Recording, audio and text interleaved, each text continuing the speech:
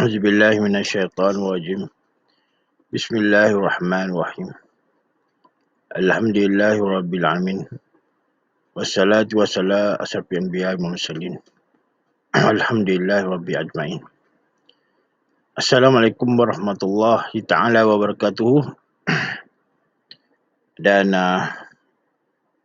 salam sejahtera kepada warga SK Keratung 1. Jadi saya menerima mesej daripada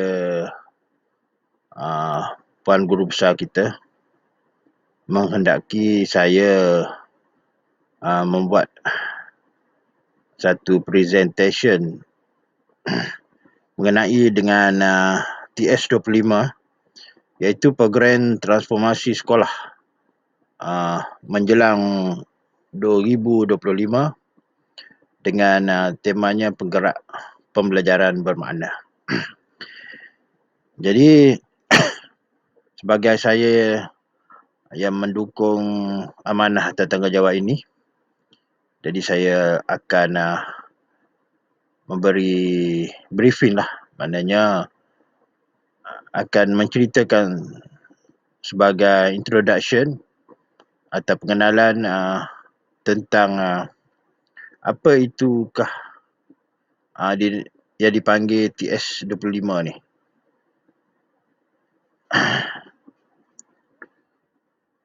Pakkan sedikit volume.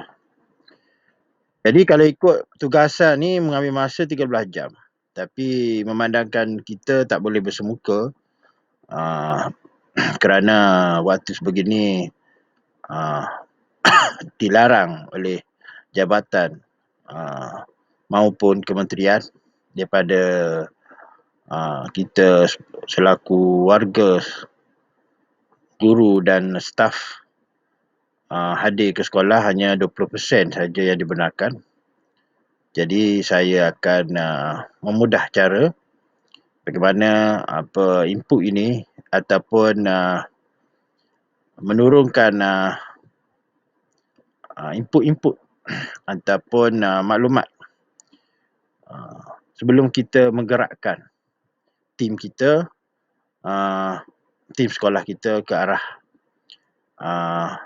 objektif dan misi serta vision yang digariskan oleh kementerian. Kita pergi kepada slide yang kedua lah. Okey, di antara kandungannya submodul 1.1 dasar pelaksanaan program TS25. Kalau ikut masa dia peruntukkan selama 60 minit. Kemudian kerangka program TS25 2 jam lah. Kemudian hala tuju program ini TS25 sejam. Lepas tu bagaimana kita nak mengurus perubahan program TS25 ni 2 jam. Kemudian 1.5 peranan pemegang taruh sejam. Ni yang terakhir lah, 1.6 ni bimbingan dan pementoran. Jika ada kelemahan ataupun masalah-masalah yang dihadapi, maka ketua-ketua bidang akan memberi bimbingan lah kepada anak buah bagaimana nak menjalankan PMP yang lebih berkesan. Sebab kita tengok dalam ERPS tu ada gallery work dan bermacam-macam lagi lah kaedah pembelajaran tu. Jadi bagaimana kita nak melaksanakan program PMP itu mengikut modul yang bersesuaian dengan subjek ataupun objektif pembelajaran pada waktu tersebut. Jadi arahan tugasan yang telah lengkap hendaklah dimuat naik di Google Classroom dan dikongsikan bersama rakan ilik sebelum atau semasa sesi bimbingan dan sokongan dilaksanakan. Setiap sekolah hanya perlu menghantar satu tugasan saja. Kemudian ini adalah tugasan yang kita perlu laksanakan sebagai kita golongan pelaksana. Jadi kalau tengok bilangan 1 tu perkongsian buletin infografik dasar pelaksanaan program TS25 kepada semua guru di sekolah. Maknanya Apabila sebuah sekolah itu sanggup menyahut cabaran untuk menggerakkan TS25 ni, maka setiap warga guru hendaklah tahu apabila orang atasan sama ada di pekat PPD, JPN atau kementerian datang turun ke sekolah. Bila mereka menyoal kita, kita dapat menjawab dengan tepatlah, ringkas dan padat.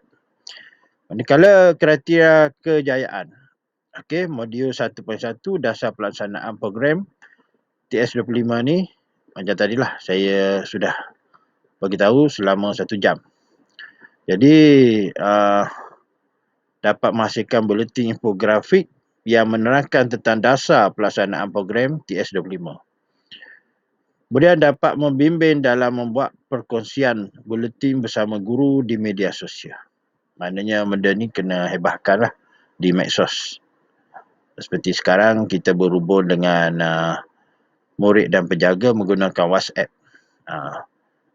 Ataupun setengah sekolah seperti Katong 4 dia gunakan Telegram. Maknanya kalau handphone tu rosak ataupun apa-apa yang berlaku, skrin tiba-tiba padam ke, maknanya kalau tukar kepada handphone lain, biasanya Telegram ni dia ada menyimpan data-data yang start daripada grup tu ditubuhkan lah, maknanya tak hilang. Kalau WhatsApp ni mungkin hilang.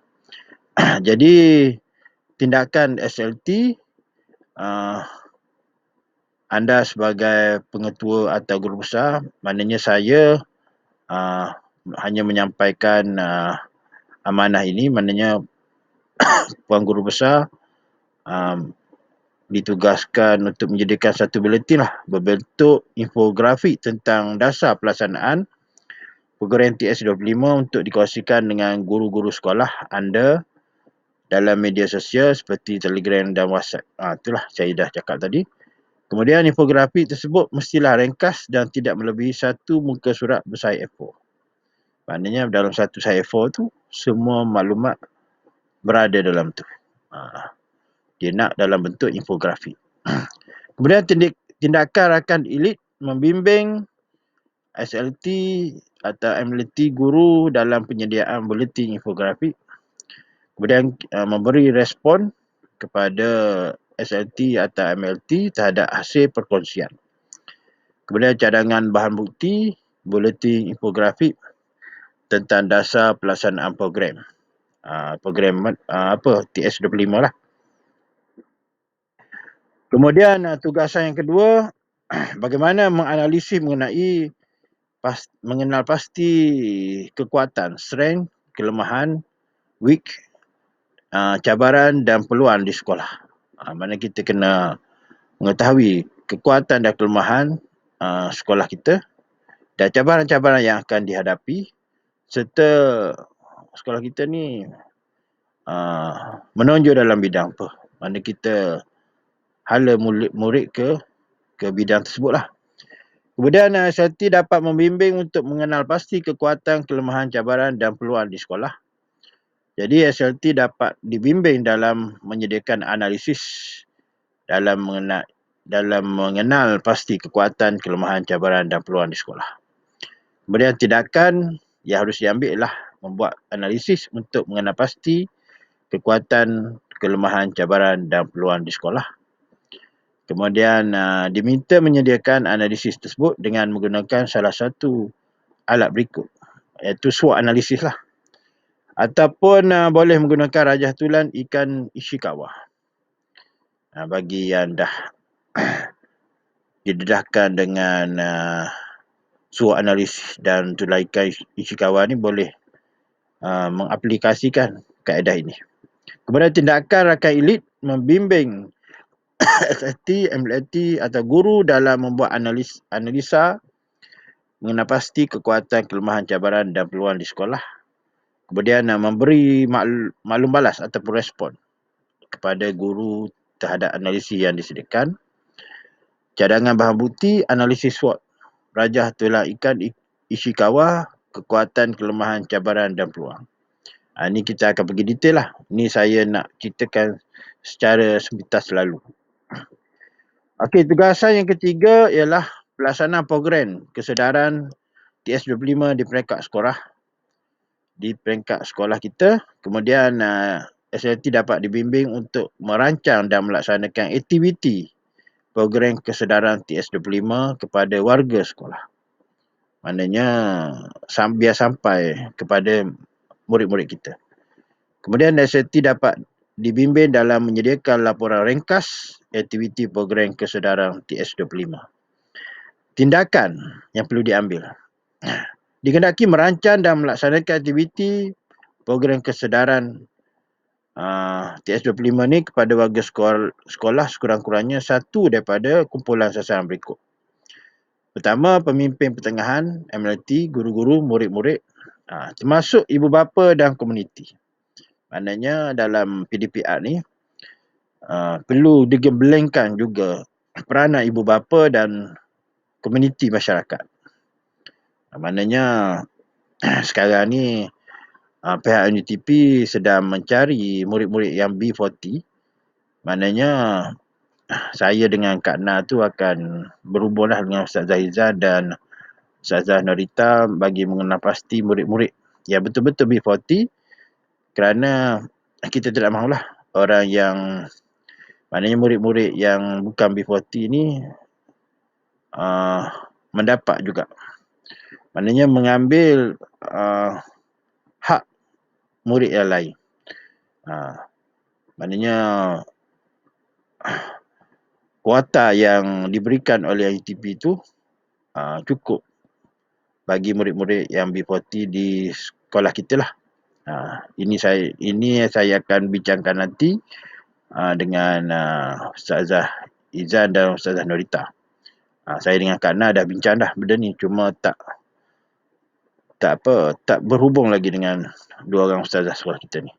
Tindakan rakan elit membimbing guru dalam merancang dan melaksanakan aktiviti program kesedaran dan TS25 kepada warga sekolah.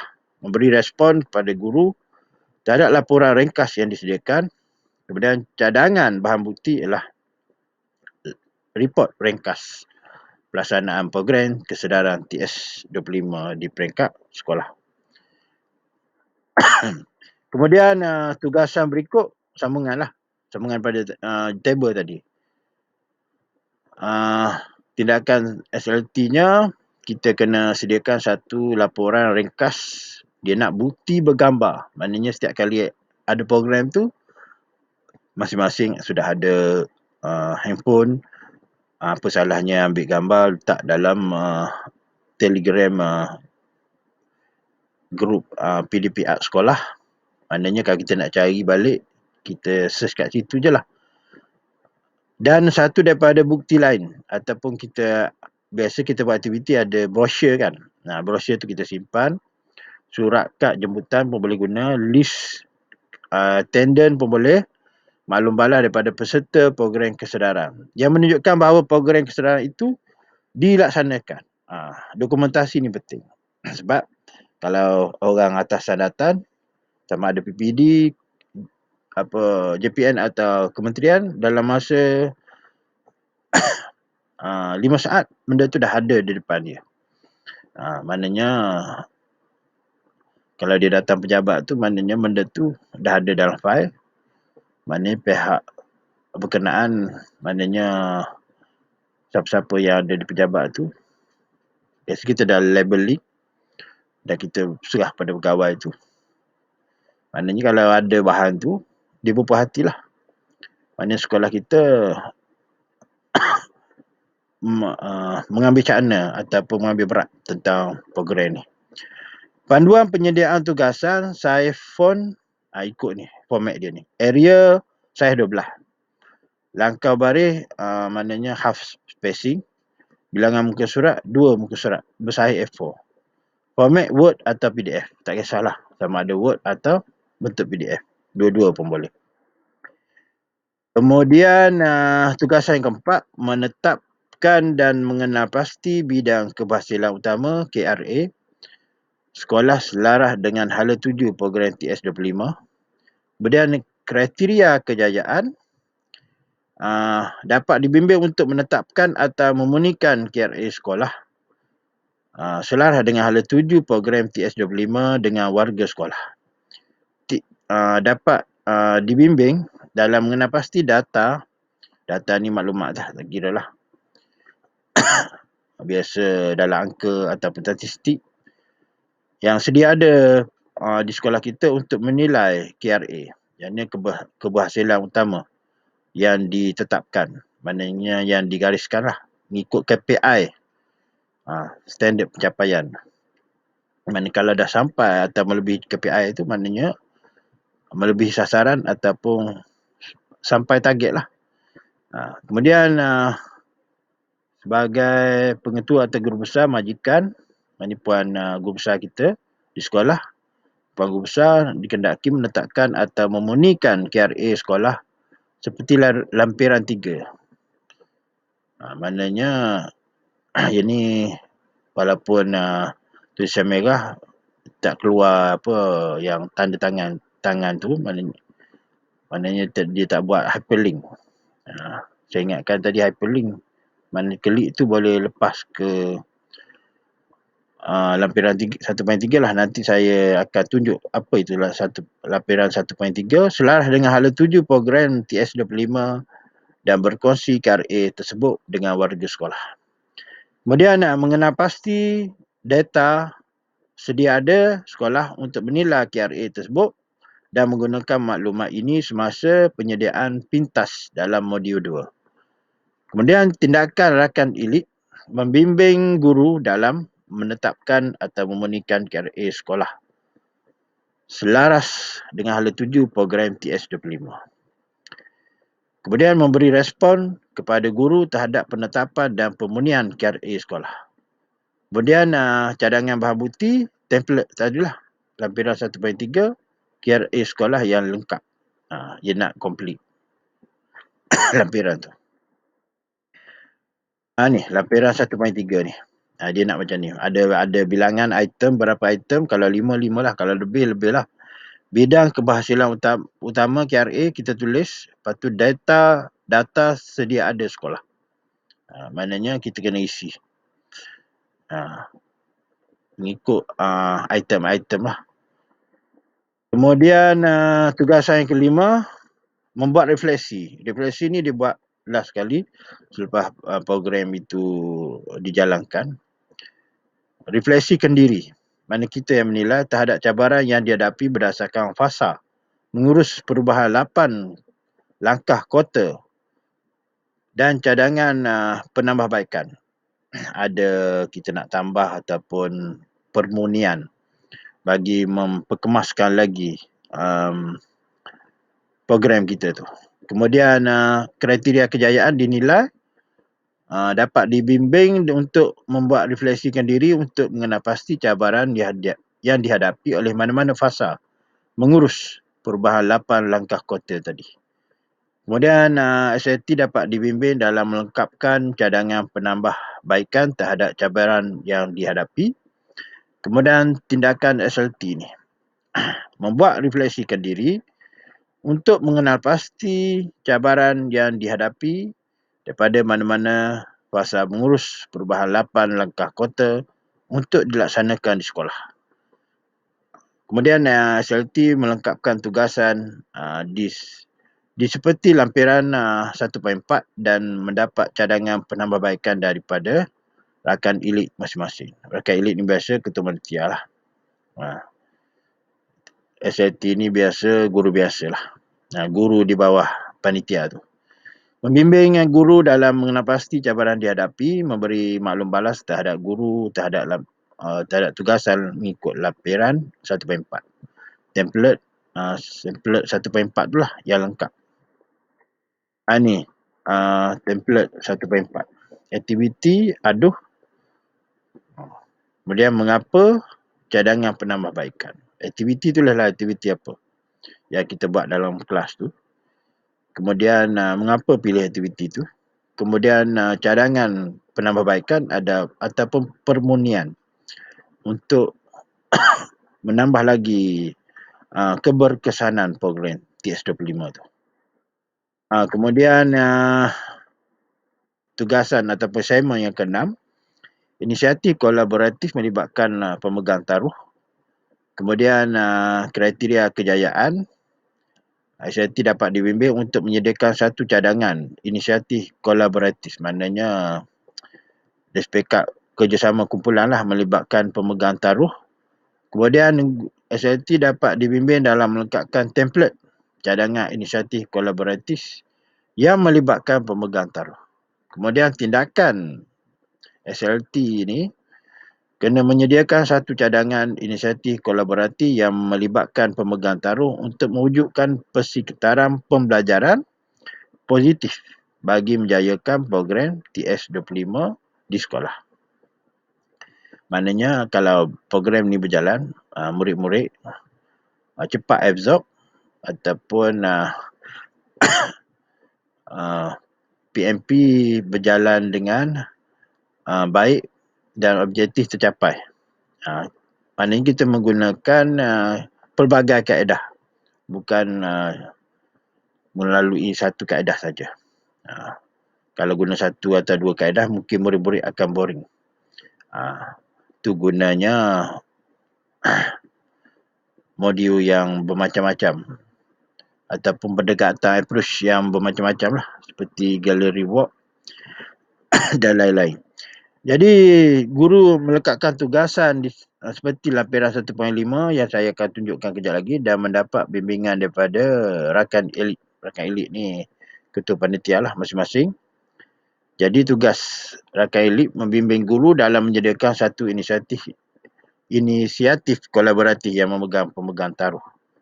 Kemudian memberi maklum balas kepada guru terhadap tugasan pada lampiran 1.5. Jadi cadangan bang putih lampiran 1.5 tu lah, template tu. Kena lengkap. Ni template tugasan. Program apa, objektif biar jelas, pemegang taruh yang terlibat, maknanya murid-murid tu lah. Peserta sasaran murid-murid, pemegang taruh ni maknanya nantilah saya tanya balik guru besar sama ada yang memegang dana program tu ke ataupun biasa ketua panitia lah ni. Tempoh program dijalankan, tarikh, kemudian tempat di mana, di dewan ke. Kalau sekarang waktu COVID, library tak boleh guna, bilik sains tak boleh guna, bilik TV pun tak boleh guna. Maknanya semua dalam kelas. Kemudian JK terlibat kalau memerlukan bantuan rakan-rakan yang lain, tulis berapa orang dan nama. Kemudian sumber. Sumber tu ambil daripada mana? Daripada library ke? Daripada bilik akses ke? Daripada surau ke? Daripada bilik pemulihan ke? Ataupun bilik pendidikan khas ke? Maknanya bahan itu. Sumber itu. Sama ada menggunakan buku teks ataupun modul ataupun buku aktiviti. Kemudian tugasan seterusnya ialah tugasan yang ketujuh lah. Inisiatif kolaboratif melibatkan pemegang taruh. Kriteria kejayaan dapat dibimbing untuk menyediakan satu cadangan inisiatif kolaboratif yang melibatkan pemegang taruh. Kemudian dapat dibimbing dalam melengkapkan template cadangan inisiatif kolaboratif yang melibatkan pemegang taruh. Kemudian tindakan SLT ataupun kita sebagai guru menyediakan satu cadangan inisiatif kolaboratif yang melibatkan pemegang taruh untuk mewujudkan environment pembelajaran yang positif bagi menjayakan program TS25 di sekolah kita. Kemudian melengkapkan tugasan atau assignment seperti lampiran 1.5 dan mendapatkan bimbingan daripada rakan elit lah. Rakan elit tu ketua panitia lah. Ataupun sekolah kita ada JU, kalau matematik tu Puan Suhaila. Jadi dia yang lebih expert dalam panitia ataupun bidang subjek matematik lah. Jadi guru-guru matematik yang di bawahnya tu boleh mendapatkan khidmat nasihat bagaimana nak melancarkan program ini Kemudian tindakan ketua panitia tadi membimbing guru dalam menyediakan satu cadangan inisiatif kolaboratif yang melibatkan pemegang taruh. Kemudian memberi respon kepada guru terhadap tugasan lampiran 1.5. Jadi bahan buktinya ialah 1.5, lampiran 1.5 yang komplit lah. Kemudian kalau ada simulasi bimbingan dan pementoran yang dinilai ialah dapat dibimbing bagi melaksanakan satu simulasi bimbingan dan pementoran berdasarkan senario 1 dan 2. Nanti kejap lagi saya akan tunjuk senario 1 dan senario 2 untuk satu kitaran proses grow. SLT dapat dibimbing dalam melengkapkan borang OPC dan toolkit 1.63. Yang ni saya akan present mungkin besok lah. Saya akan present pula sebab yang ni pun dah makan masa. Kemudian tugas SLT dan MLT perlu melaksanakan satu simulasi rujuk arahan tugasan 1.6, bimbingan dan pementoran maksimum selama 20 minit. Dibagi had masa 20 minit untuk satu kitaran proses grow berdasarkan apa yang telah dipelajari dalam pembelajaran submodul 1.6. Kemudian sesi pembimbingan dan pementoran boleh dirakam dan dimuat naik bersama-sama dengan borang OPC one page coaching dan borang toolkit 1.63 kemahiran coaching kepada rakan elit. Kemudian tindakan rakan elit membimbing guru dalam membuat satu simulasi bimbingan dan pementoran satu kitaran proses grow.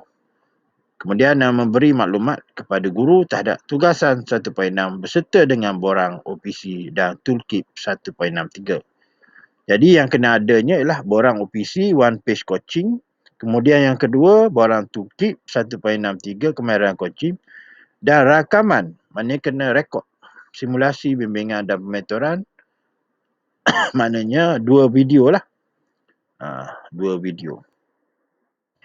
Ini arahan tugasan lampiran 1.6, tugasan simulasi bimbingan dan pementoran untuk pegawai pengetua guru besar adalah berdasarkan senario 1, manakala tugasan simulasi bimbingan dan pementoran untuk guru penolong kanak berdasarkan senario 2. Yang guru besar senario 1, guru besar pengetua, dan senario 2 ni untuk GPK. Jadi semasa sesi bimbingan dan pementoran dilaksanakan, kena lengkapkan borang OPC one page coaching, bimbingan dan pementoran, kemudian rakam simulasi selama 20 minit maksimum, tak boleh lebih, dan muat naik ataupun upload bersama-sama borang OPC one page coaching dan borang toolkit 1.63 coaching di Google Classroom. Dia ada kat Google Classroom tu, atau dikongsikan ataupun share kepada rakan elit masing-masing. Okey, senario pertama, berikutan pandemik COVID-19, KPN telah meminta agar pihak sekolah melaksanakan PMP di rumah ataupun PDPR. Namun kehadiran attendant murid dalam talian kurang memuaskan. Simulasi satu sesi bimbingan dan pementoran bagi membantu pemimpin pertengahan di sekolah anda menyusun strategi bagi meningkatkan kehadiran PDPR murid dalam talian. Maknanya kita memikirkan satu inisiatif ataupun langkah yang boleh attract murid ataupun menarik minat murid untuk join kelas. Kita boleh fikirlah, maknanya kita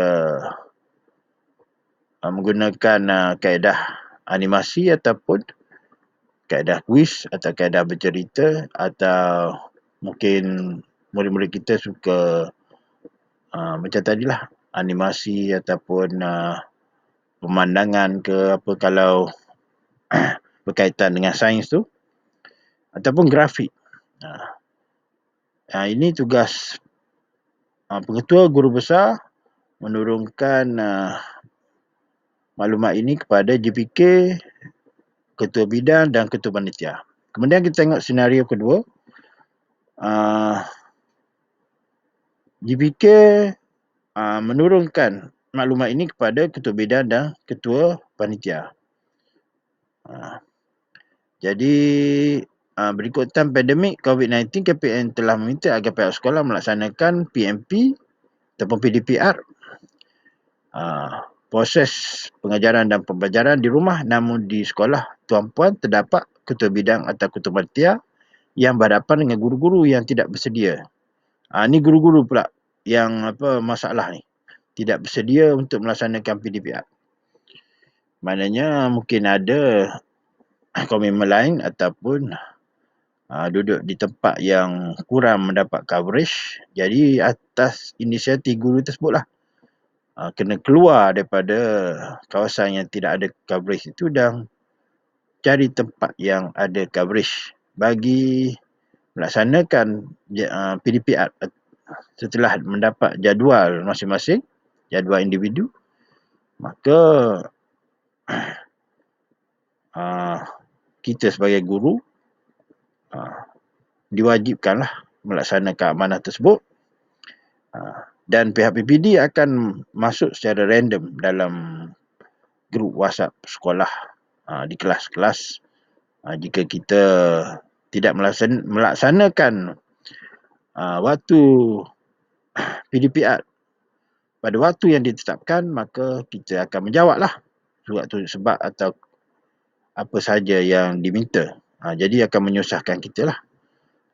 Simulasi satu sesi bimbingan dan pementoran bagi waktu ketua bidang atau ketua panitia tersebut menyusun strategi bagaimana membantu guru-guru di bawah seliaan mereka. Maknanya setengah guru-guru ni mengikut GPK masing-masing dalam dinilai oleh GPK.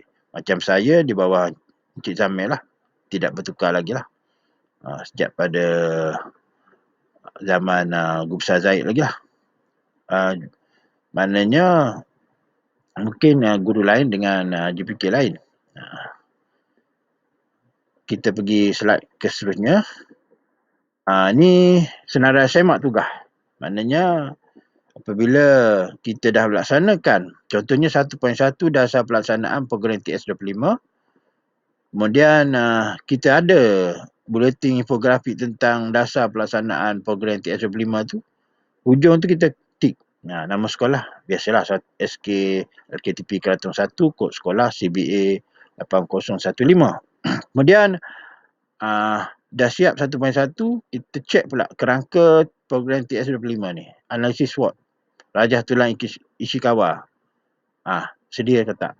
Kalau sedia, tik right ujung tu. Kemudian laporan ringkas program kesedaran TS25. Kalau tak ada, sediakanlah. Baru pergi ke yang step yang seterusnya. Next step, 1.3, hala tuju program. Template 1.3, TRA. Berisi ke tak? Kalau tak isi, isi. Kemudian 1.4, mengurus perubahan program TS25. Template 1.4. Ada ke tak? Kalau tak ada, print. Print, maknanya isi. Tapi isi tu, maknanya program tu kelaksana lah. Jangan main isi je. Sebab dia nak dokumentasi sekali dengan gambar dan bukti-bukti lain. Kemudian 1.5, peranan pemegang taruh. Template 1.5. Kemudian video. Video ni, rakaman simulasi. Yang ni di bawah bimbingan dan pementoran lah. Kemudian borang OPC, one page coaching. Kemudian borang toolkit 1.63, kemahiran coaching. Status pelaporan tugasan, kemudian tarikh penghantaran. Kalau ada semua tu, sebelah kanan tu, semua item tu ada, kira lengkap lah. Kalau pihak GPK ataupun ketua bidang cek, maknanya tik tapi cari bahannya tak ada, maknanya tak lengkap. Jadi pastikan tik tu bahan tu ada. Maknanya lampiran tu ada. Bukti rakaman video tu ada. Jangan main tik je. Maknanya cek betul-betul. Itu sajalah. Untuk kali ini, insyaAllah besok saya akan pergi kepada yang lain-lain lah. Banyak lagi ni, kalau ikutkan ni. Jadi sekian dahulu, wabillahi taufiq wal hidayah. Wassalamualaikum warahmatullahi taala wabarakatuh.